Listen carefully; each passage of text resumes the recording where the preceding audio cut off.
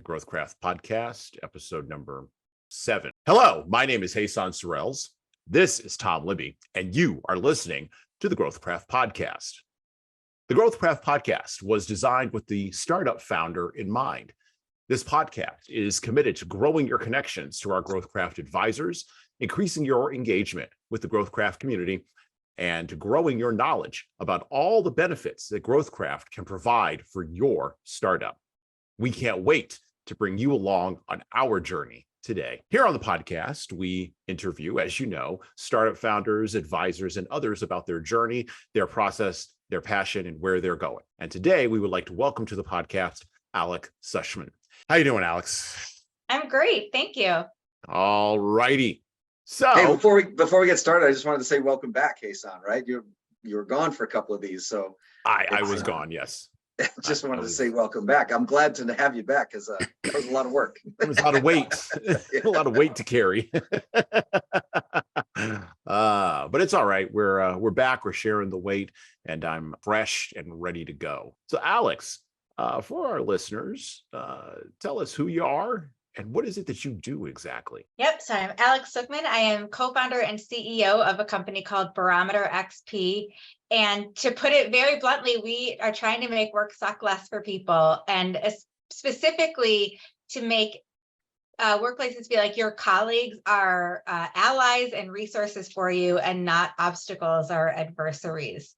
I think so often the genesis of so much drama and stress and problem in the workplace are interpersonal relationships and differences in how people communicate, or jumping to assumptions that may or may not be correct about people's motivations. And a lot of that can be prevented if you really get to know people and you can understand what their skills are, what their strengths are, what their perspective is. And then your assumptions and your interactions are much more informed by meaningful connections and shared purpose. And if I'm understanding this correctly too, right? This is not some management tool, right? This is for everybody to kind of understand and interact so that, okay, could you explain a little bit why it's not simply for management people to push down, or is that a harder question to ask? No, it's a great question. So what we do is, there's a whole field of organizational development, learning and development, talent management. There's courses and there's assessment tools and there's consultants who do, change management, all of that. What all of that is really trying to do is to drive behavior change. But the way a lot of that content, a lot of those programs are delivered are very much knowledge. Here's a framework for communicating. Here's a process. But knowledge and behavior change are very different things. And so the way a lot of this learning and change is structured is to get the knowledge there, but it kind of stops.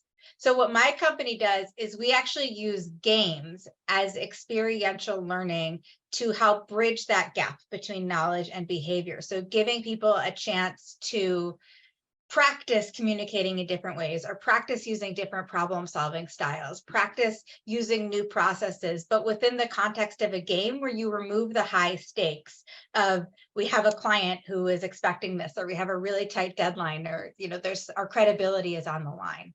It almost gives a controlled experiment to just focus on the interpersonal dynamics. So you don't want to do this just with managers. You want to do this with teams, and whether it's functional teams, so everybody who works on a project together, whether it's the directors across an organization to foster a more cohesive approach to leadership and culture across an organization and make sure that that's trickling down to the different teams. Any group of people who has to work together regularly can really benefit from working on something outside of their normal tasks. And so that's what we do, is bring a game-based experiential learning alternative. Sounds amazing. And this is not the first time you and I have spoken either, so I know a little bit more than the average bear, so I won't go. But I know Hassan's going to have a couple of questions after this one, but I got one more. So how or why, what prompted this? What in your life did you say, I've got to fix this because the work life of these people are so terrible that I need to figure out a way to fix this. What was the catalyst to make you come up with this type of company? A couple of things. One, I worked in a lot of very dysfunctional workplaces. And no disrespect, I learned a lot. I worked with great people. I'm really proud of the work that we did. But I came from the public policy world, and especially in health and social policy. And there tends to be this idea that if you're doing work that's like quote unquote important, mission impact driven, then you don't have time to focus on process. You don't have time to focus on infrastructure and operations. You just have to go at full speed all the time, and karma is going to pay for it all in the end, and you're going to be rewarded. People burn out. Not only that, but what causes the burnout are really preventable and predictable problems. And what I started to notice was, every month when we have to submit this progress report, it ends up being like this massive battle because there's not a process in place. And because there's no process in place, it turns into people finger pointing at each other. It's much easier to blame other people than to blame the process. So I got into operations and organizational development and process improvement, initially just trying to strengthen the foundations of the places that I was working. And how I got into that was just what were not only the problems that I was seeing and experiencing, but what were people coming into my office and venting about for hours on end. And I was like, oh, wow, this person is blaming everybody else for this problem, but really they're a contributor to it. So I wonder how we can make them assume some responsibility for their role in it. So 6 years ago, I went out on my own as a consultant to do that type of work. And mainly to make sure that I was working with leaders who were willing to make a change and not just perpetuating the chaos. And I loved it. I did a lot of great process improvement and operation projects, but became so fascinated by this people problem. Like there's no way to work around it. If you can't figure out the people issue, even a really simple process improvement is not going to go very far. And through a bunch of serendipitous interactions, I met one of my co-founders who's a game designer. And we just started experimenting with the idea of using games as a way to get to know people. And the idea just snowballed. So I'm going to go in a little bit of a different direction here because I have, as some of you on the podcast may know, I serve as GrowthCraft's startup leadership advisor. And I have a background in organizational development, leadership development, conflict management, mediation, negotiation, communication, all of the things that Alex has a background We've nerded out before. We've nerded out before, exactly. And we've shared horror stories, and we've both seen the same things, kind of like Tommy Lee Jones in No Country for Old Men. Seen the same thing she's seen, and I've come to some similar conclusions. But I never got to games. And so the perspective I'm going to take on this next question is the perspective, I'm going to bring in the perspective from the movie Fight Club. How are you going to know something about somebody if you've never been in a fight with them, right? And this is why I do jujitsu and all these other kinds of things, right, in my personal life. That way I can, do that in a nice controlled setting and find out about people. Well, the parallel to that is games, right? You're going to find out more about people when you play a game with them. So, why is the game solution the best answer to this question? Why is that the thing? Because I could hear my very hardcore engineering types. I can hear my very hardcore finance types scoffing right now as they listen to this, because games seem not that serious, right? Unless you're playing chess or something and you're Peter Thiel, it's really not that serious, right? I mean, Strategio, we could just play Strategio, or maybe we'll play hopscotch, right? Anything and but we'll Monopoly. Anything but Monopoly. Anything but Monopoly. And we'll learn something about our team by playing hopscotch together. And by the way, I've had those clients who come to me and like, well, we want to play a game and we want to do this and we want to, and I know, and it's more complicated than that, but explain to the listeners why the solution of the game, why gamification is the solution, is the best answer to this organizational development problem. Yeah, and real quick, just a semantic. So Mm-hmm. gamification refers to adding game elements to things that are not games. Mm-hmm. That's why all these apps have badges. They want to keep you on the app and turn Mm-hmm. it into a game. We're like actually using game. I mean, we've never done hopscotch. I'm sure there's a really valuable thing we could do with hopscotch. But we're using actual games. There's a lot of answers to that question. But the biggest one is games. Any game is essentially a problem solving opportunity. If it's basketball, it's, how do I tweak the position of my arm or my body positioning, or, looking what's on my peripheral vision. There's skills that you're trying to build. And most games you're playing with other people, whether you're on their team or your opponents. And so there's the psychological element.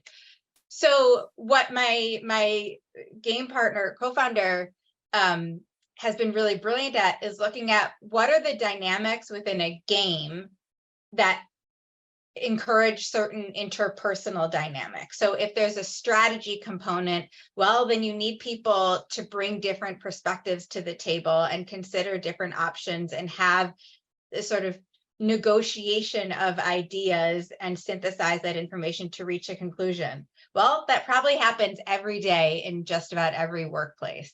So it's a way to harness those same skill sets, but in a much less threatening and lower stakes way.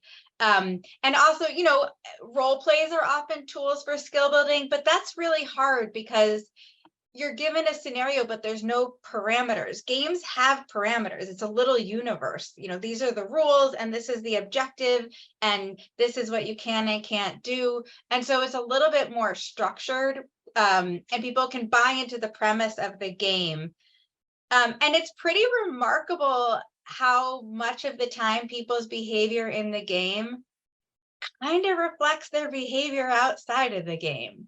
You don't say. If somebody, even if it doesn't, it's sort of an outlier, but you can say, oh yeah, this person gets really competitive under X circumstances. So it's a way to bring situational awareness to say, well, I would never normally be an antagonist in real life, but because this game has this element, it's kind of fun to play around. So it just gives you a chance to see, what are the levers behind each person's brain that makes us say and feel and think and act the way that we do?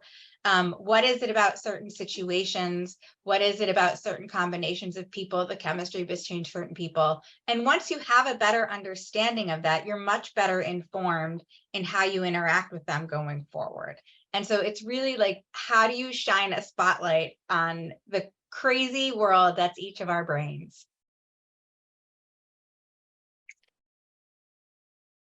I want to ask you a question about game theory, but I don't want to go into the weeds. So, so I'm not going to do that. Instead, what I'm going to do is I'm going to ask you a different kind of question. So, I can hear people asking who are listening, what is the way in which, how do you set this up, right? How does this actually work? What's the secret sauce? Because it's not as if yourself and your team of facilitators, and I presume you have a team of facilitators. It's not as if you and your team of facilitators are just coming in, setting up any old game. Hopscotch, I mentioned before, or chess, I mentioned before, or you're not playing, my personal favorite game is Risk, the game of world domination, played by a bunch of people who can't even control their own lives, right? As Seinfeld once infamous did. Oh my gosh, it was great. I have been that person, much like Kramer in that show back in the 90s, running through the street carrying the board, trying to preserve the game. I have been that crazy. Okay, just a little bit of my internal psychology. How do you work with a client? How do they come to the game? How are you setting that up? What's the secret sauce here? Yeah, it's a great question. And it's also really pertinent right now because we're transitioning. We've been a facilitation company for the last few years, and now we're actually turning our approach into a product so that other people can use it and use this approach to bring games in. We're very aware that a lot of people, you mentioned some examples, will roll their eyes when they hear the idea of bringing a game into work. I get it. I've been there. I think that that's because a lot of the time games or activities are done in isolation of, hey, we're going to do this thing and it's going to be fun. Well, why are we doing it? Why are you asking us to spend our time doing this. It's not connected to anything. It's not part of a broader learning initiative. It's not part of a change. It's not tied to anything. And are That's you the going to give number us one. and are you going to give us extra time on that deadline because you're telling us to do this now? Right. Right. Right. I call it mandatory fun. It's fundatory. It's mandatory Right. fun. Mandatory forced fun. Yes. I totally get why people recoil at that. That is not what we're doing. There's two different lenses that we use to match games to outcomes. One is our iceberg framework. If you think of an iceberg, there's the surface and then what's below the surface. There's 3 different levels of depth that you can get from play. And you have to be very clear at the outset when you're planning to use a game, what level are you trying to get to? On the surface, it's an activity that people are doing that's not their normal work, not their normal task. It's a way for them to interact and make some memories together, get to know each other better. We call that team bonding, and that's great. That's purely fun and purely social, but you have to make sure that people know that that's the intention. They don't need to learn anything. They're not being evaluated or graded or judged on it at all.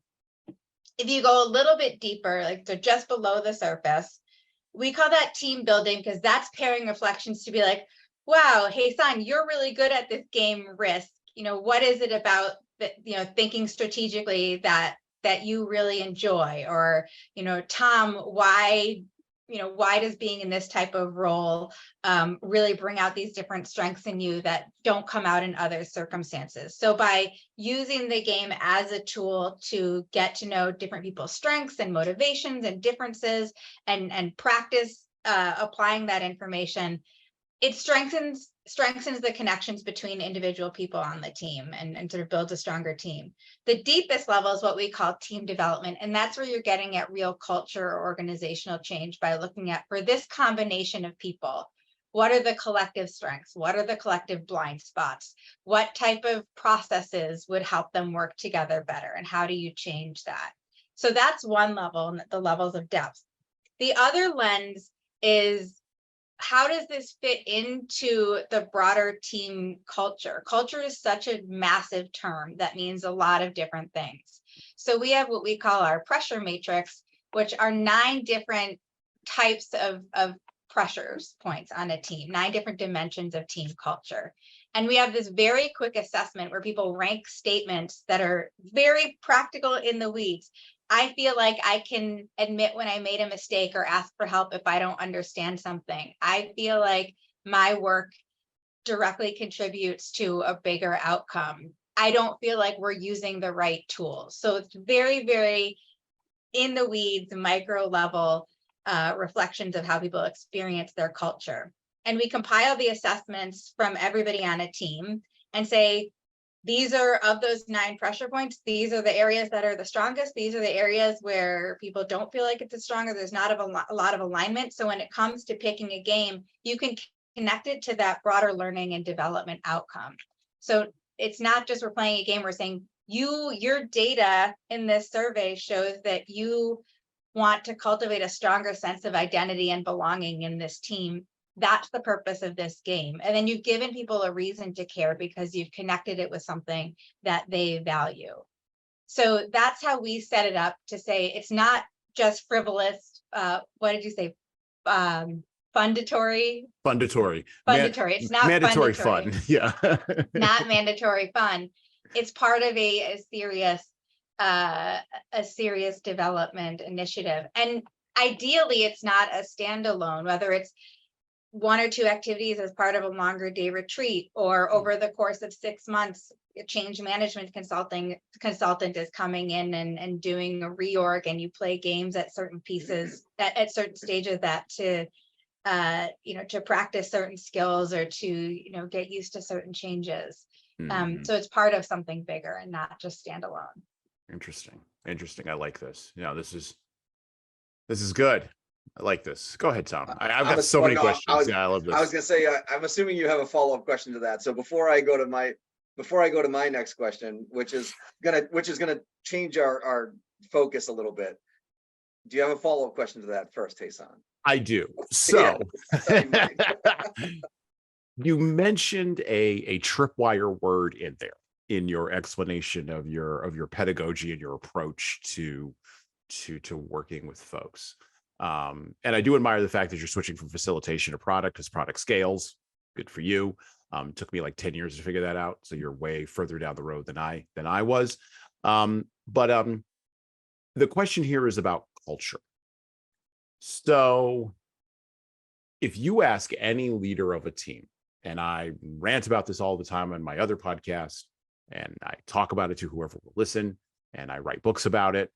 It's kind of like Marsha Brady back in that old show, The Brady Bunch. Everyone wants to talk about culture, but no one can define it. It's kind of like leadership. And so when the C-suite is asked about culture, they get frustrated and they make up a bunch of initiatives. They go and hire people like me and like you, and we come in and maybe we shift some things around, but the fundamental system doesn't move, right? Because the culture of the system is so deeply embedded and ingrained that to pull that out is going to take more than just one game, right?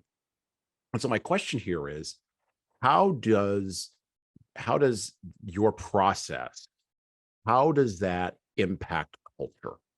And how do you define that for a client? Mm-hmm. Yeah, that's a great question. That was the impetus behind developing that assessment and the pressure matrix, is to operationalize culture. Because it can mean a million different things. And, often it's like, yeah, it says on our wall or it says on our website, we value XYZ. Like, of course we have a culture. No. Culture is when I show up at work every day, do I feel like my colleagues have my back? Do I know that they're going to show up when I need them to show up? Do I know that I'm going to be able to access the tools and information I need when I need it? Or it's going to be a long slog?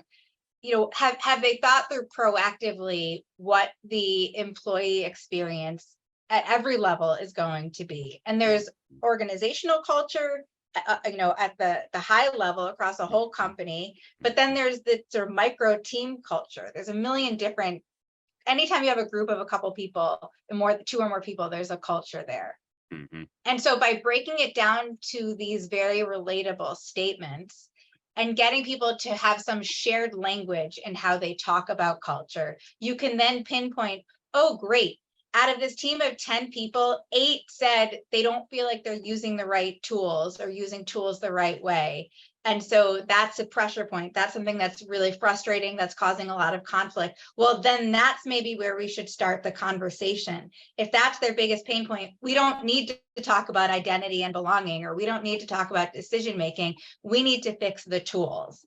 So it's how do you make sure that you're addressing the right element of culture, and how do you get people to understand, have adopted a common framework about what culture is and what are all of the different components of it? Yeah, it's funny too that you say that, because I always think, like, when I've run sales teams and I've run certain things, my idea, or kind of one of the things that you said to me prompted one of the things I used to talk about all the time, which is a shared feeling of expectation, right? Like, so everybody on my team, I don't care whether you are on, have been with the team for 5 years, 10 years, 1 year, 2 weeks, everybody shows up to work with the same expectation. Everybody has a certain thing that they know, like you talked about having each other's back. It's a similar idea. In sales, we don't really have each other's backs because we're kind of independent operators in that sense, but we all have a shared expectation. We all have shared protocols, everything. Like, there's no surprises to anybody. And I think that's, if you can establish that pretty firmly, then you can change it. Like, to your point, Asan, like, if you know firmly what all of those expectations are, what all of those protocols are, and everybody's on the same page, it's a lot easier to change something, because it's easier to change one page than 25 pages. That's right. So anyway, and if once I realize, oh my gosh, if I don't submit my numbers on time, it's going to make Tom's job harder. Well, I don't want to be a jerk. I don't want Tom and the rest of my team. So then if somebody's like, hey, what can we do to get you to submit your numbers in a better way? I'm like, oh gosh, I want to be a team player. I want to be a productive, positive member of this team. And now I'm incentivized to change. There's that level of accountability. And that's where, with so much adoption of new technology and so many more companies being virtual or hybrid, I think that's where you need to be even more deliberate about building in that time for people to connect with each other and to, to get to know each other outside of just the roles that they're in. We get to know what drives you, what skills do you have? I might not know that, Tom is brilliant in solving X type of problem, but now that I know that, now that we've played a game together and I've gotten to see that example of brilliance, well, now I'm really excited that Tom is on my team, because he's a resource for me, and that's just going to make me more successful. I'm not feeling isolated, or I'm not feeling like I don't know why everybody thinks this Tom guy is so great when he's never shown me anything. You see what those different strengths are across the team and what the different perspectives are and how to leverage that, and you feel much more, it's more motivating, it's more engaging, the higher level of accountability. I'm glad this is recorded because I'm going to take that clip because nobody's ever called me brilliant. So I'm just going to take that and replay. Anyway, all right. So we're gonna shift gears just a little bit. I have a question that's not necessarily. Oh, but I mean, you could make it about your company if you wanted to, but it's more about GrowthCraft. And we're here on the GrowthCraft podcast, and GrowthCraft is a startup community. So we want to ask a question really designed toward getting what you get out of it, or what prompted you to join it, or what's your favorite thing about it. And I'm saying a bunch of different versions of this because quite honestly, I don't really care which one you answer, but I've really been intrigued by a lot of the answers we're getting from our guests on the podcast as to what they enjoy about GrowthCraft and why they're involved with it in the first place and what keeps them there, right? So you can talk about any one or all of those if you want, but so give us your take on that question about GrowthCraft. Yeah, I mean, the entrepreneurial journey is so wild because you have one or two things that you're really smart in and really innovative in, but all of a sudden you have to understand 700,000 other things that you have little to no expertise in. And, the successful entrepreneurs and successful leaders are good at figuring things out themselves, but that's exhausting. And so having a community of people that you trust and can recommend, hey, this you need. I mean, with GrowthCraft, I've had questions about IP, and it's like, oh, you have to talk to Gil. He's the person to talk to about IP. Or, oh, we're trying to figure out what are some fundraising options. Oh, you should talk to JP. Like, if somebody I know and trust is recommending somebody else's expertise, that saves me so much time. And so much anxiety to be like, okay, I have to go to Google, and like, you can't, half of Yelp reviewers are crazy. You don't know was somebody reviewing this on a bad day, or are they really reviewing their uncle and they're not telling you? You have a trusted recommendation for somebody and a community of people who are not operating in isolation from each other. And that's really helpful to feel like, okay, when I need it, there's a team of people who can share their expertise and help you think something through. And that's such a valuable resource. Well, we love hearing that. And just to let you know, I did recently see that most 5-star reviews apparently is a standard to just give a 5-star review or they just move away. So apparently 5 stars doesn't mean anything. So much for that gamification of the system. Thank you, Yelp. All right. This is a side, but I've recently gone back to using a travel agent to plan big vacations because I found online reviews just useless. Yeah, you don't know anything. You can't determine anything. So very, very quick, because I don't want to keep too much time on the podcast about this, but when I read reviews, I read 2 reviews. I will read 3-star or 1-star reviews and nothing else. Because 3-star reviews have a tendency to be good and bad. They'll tell you what's good and bad about it. Great. If I get both sides of the coin, then I make the decision for myself. And I'll read the 1-stars because that's somebody just totally ripping the company apart. And if I can figure out by reading it that they were just, to your point, Alex, they're just having a bad day, or they had that one bad experience, now they hate them. Or they have a pet peeve and it's kind of trivial. And exactly. They trivialize something. So 1-star reviews and 3-star. I won't ever read a 5-star. I don't ever read nothing else. 3-star and 1-star, because to your point, Hassan, they're all kind of useless. You have to sift through the noise to figure it out. Anyway, we're off track here. So Hassan, go ahead with the last question. Well, Alex, I want to thank you for coming on the GrowthCraft podcast today. This was a a welcome return for myself to the mic and to have this conversation with you, particularly in an area that I'm passionate about and have some experience in. As usual, we always ask our guests, what would you like to promote today, if anything? Or, how do people check you out? Do you have a website? Are you speaking anywhere? Do you have a podcast that you want folks to take a listen at? So how can we find you? What are all the places that we can find you across the interwebs and give you 3 and 1-star reviews? Yes. So we have a website. It's barometerxp.com. Definitely recommend people to check that out. There's a little on our nav bar, there's events, and we do monthly game sessions, or it's just a demo of our framework and play a couple of games. That's really the best way to see what we're all about, is to play the game yourself and to see how it is maybe different from some of those forced fun experiences you may have had in the past. I don't remember off the top of my head when the next one's coming up, but I think it's in the next, we do them in the middle of the month every month. So that's available.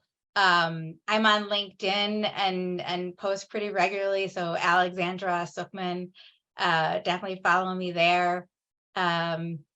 Yeah, I think those are the big 3. We don't have a podcast yet. I've thought about doing a podcast that's each episode is us playing a different game and getting into what can you learn about other people, or what questions can you ask as you're playing the game. But right now, I don't need anything more on my to-do list. So, well, we will have those links to Barometer XP and to the link to check out the monthly game workshops that Alex has in her team below the player in the show notes where you are listening to this podcast. Once again, I want to thank Alex Suchman for coming on the GrowthCraft podcast. And with that,